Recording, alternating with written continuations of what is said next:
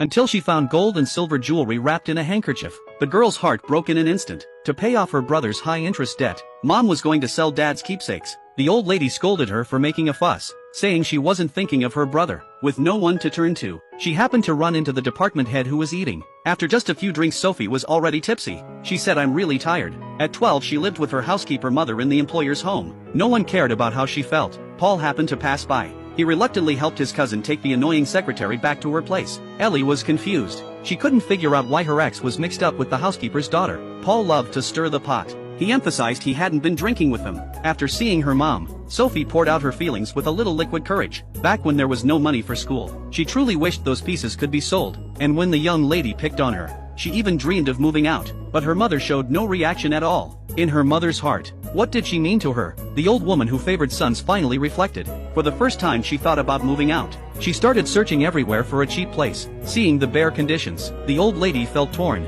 Renovating would take time and effort. The old lady couldn't decide. If they moved out, there would be a big extra expense. Meanwhile, Paul took the chance to tease the secretary about her energy. After how she looked yesterday, she could still come to work today. He asked if she remembered who took her home last night. Sophie, who had drunk too much, had no memory. Paul suspected she had taken advantage of his cousin on purpose, clinging to him while pretending to be drunk. Sophie suddenly understood. No wonder the young lady asked her this morning, "Do you like Martin?" The playboy told Cinderella to wake up. Most men wouldn't fall for a housekeeper's daughter. Besides his ex, and you have an employer and worker relationship. His words were harsh but grounded in reality. Sophie had no strength to argue. To repay the loan, she could only grit her teeth and keep working as his secretary. Afterward, she apologized to the department head and said she would avoid actions that might cause misunderstandings. She asked him to forget what happened yesterday. The chairman worried his immature son would make things hard for Sophie. The young woman had once saved his life, so he waited at the door on purpose to leave work with her. But Sophie mistook the older man for the janitor. Feeling guilty, the chairman turned to slip away,